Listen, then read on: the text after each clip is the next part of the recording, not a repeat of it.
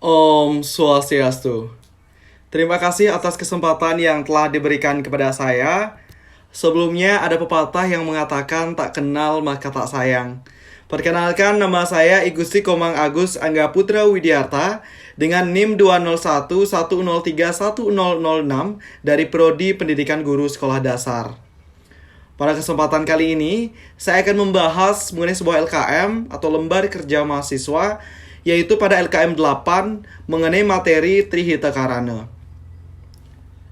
Dari materi Trihita Karana tersebut, saya akan mengangkat sebuah topik permasalahan, yaitu membingkai ulang Trihita Karana dari budaya Bali menjadi politik. Topik ini merupakan salah satu topik yang sangat hangat kita bicarakan, yang mana kita sebagai masyarakat Bali tentunya tidak terlepas dari yang namanya Trihita Karana. Pada kesempatan kali ini, ada pun beberapa aspek atau beberapa hal yang akan saya bahas. Yang pertama dimulai dari aspek permasalahan. Aspek permasalahan ini nantinya kita akan mengetahui apa objek atau permasalahan dari penelitian tersebut. Yang kedua yaitu teori yang digunakan, yang mana mencantumkan pernyataan-pernyataan dari para ahli yang mengkaji atau meneliti dari topik permasalahan yang telah dijelaskan. Kemudian ada metode yang digunakan, kemudian ada hasil dan pembahasan, dan terakhir berakhir pada temuan atau kesimpulan. Langsung saja kita ke aspek permasalahan.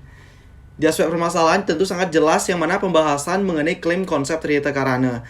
Namun pembahasan mengenai klaim konsep Trihita Karana ini sungguh didefinisikan secara luas dan umum, yang mana nantinya akan saya kerucutkan menjadi cara tidak kritis, di mana klaim budaya tradisi atau pengetahuan lokal digunakan dalam sains dan pembuatan kebijakan di sekitar irigasi, asosiasi, atau subak.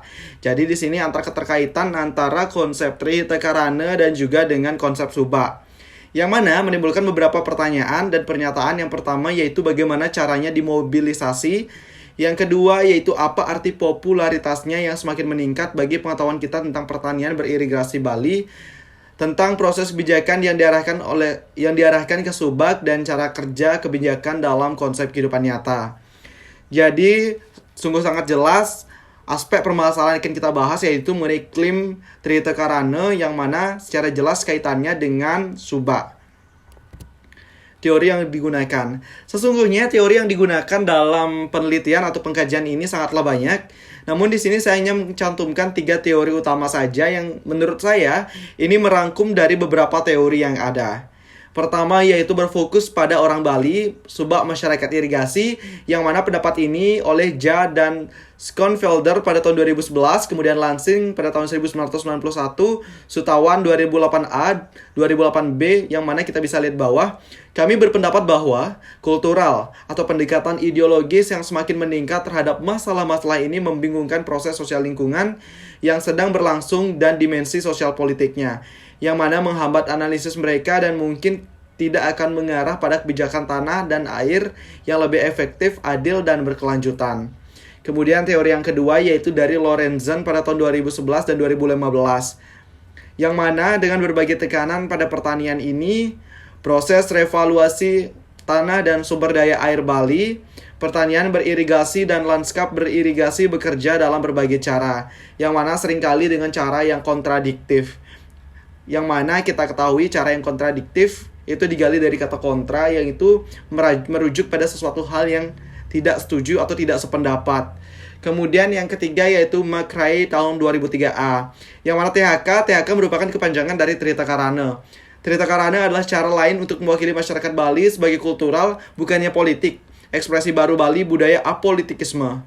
Kemudian kita berlanjut pada metode yang digunakan. Jadi metode penelitian yang telah digunakan yaitu metode kualitatif, yang mana kita bisa lihat dari kualitasnya, kemudian kita bisa kaji dari studi pustaka. Kita ketahui bersama bahwa studi pustaka merupakan cara kita untuk mencari literatur atau mencari informasi yang mana kita dapat dari pustaka-pustaka yang telah ada atau literatur-literatur yang telah ada. Kita akan berlanjut kepada pembahasan yang utama, yaitu pembahasan yang utama yang pertama. Saya tidak akan langsung merujuk pada konsep Trihita Karana, namun saya akan lebih menggali terlebih dahulu mengenai kajian Bali, serta politik, serta budaya Indonesia. Yang pertama yaitu kajian Bali dan politik budaya Indonesia.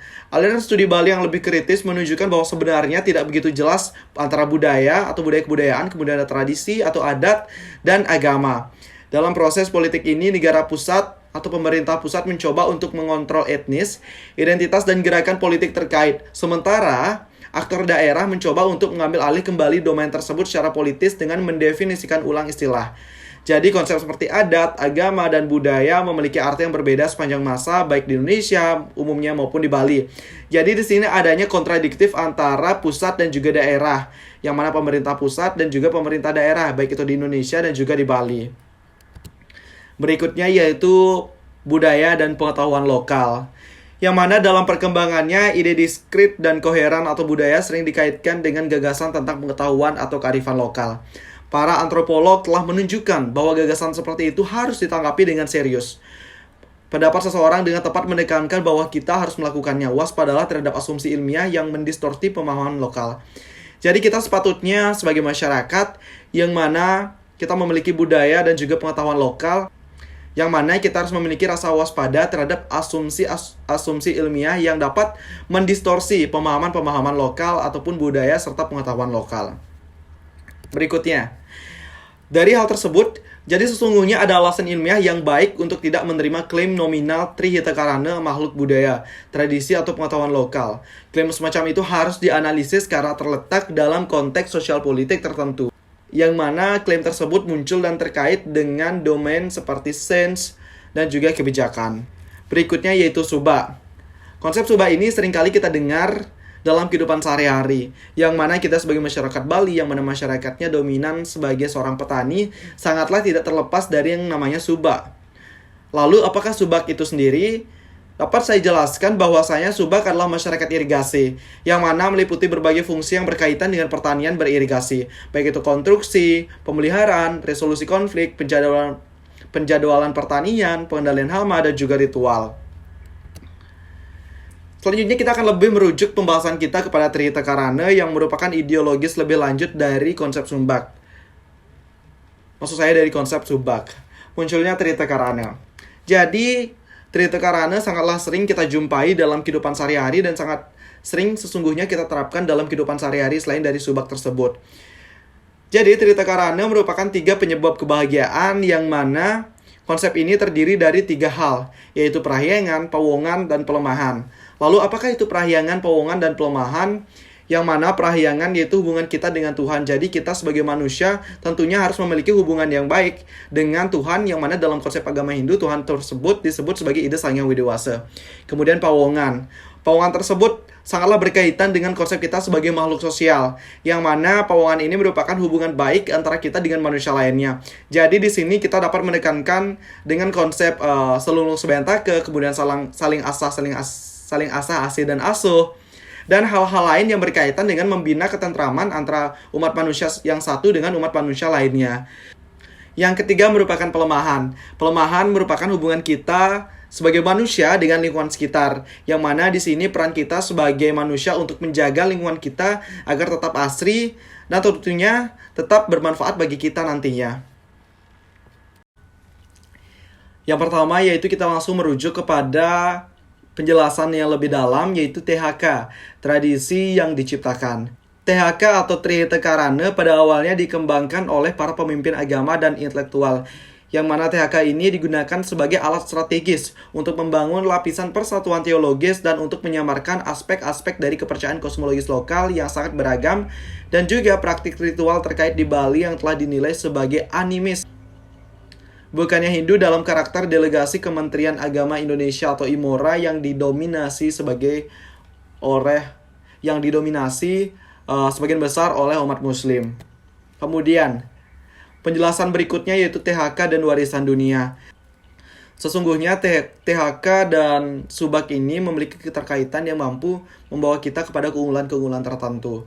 Keberhasilan terbaru di Trihita Karana yang mana keunggulannya adalah pengakuan bagian-bagian lanskap beririgasi bertingkat dengan nilai pariwisata tertinggi sebagai situs warisan dunia UNESCO, yang mana yaitu lanskap budaya Provinsi Bali, The Subak System sebagai manifestasi dari Trihita Karana filsafat, yaitu dari ICOMOS pada tahun 2012. Jadi hal ini merupakan hal yang sangat membanggakan sebagai kita umat Hindu dan sebagai masyarakat Bali yang telah memegang teguh konsep Trihita Karana ini dalam kehidupan sehari-hari dan khususnya dalam konsep subak.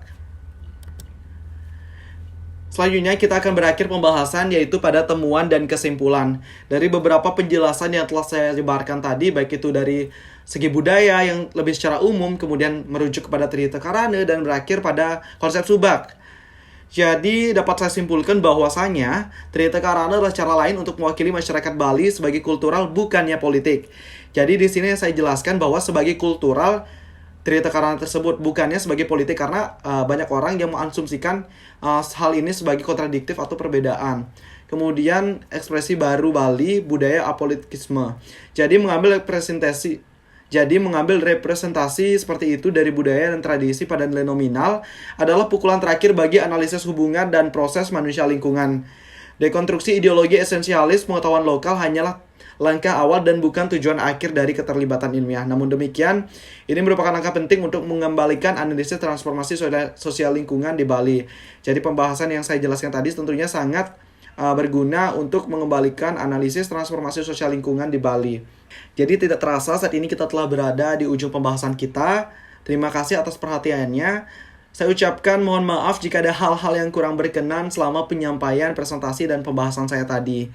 Sebagai akhir kata, saya tutup dengan Parama Santi. Om Santi, Santi, Santi, Om. Terima kasih.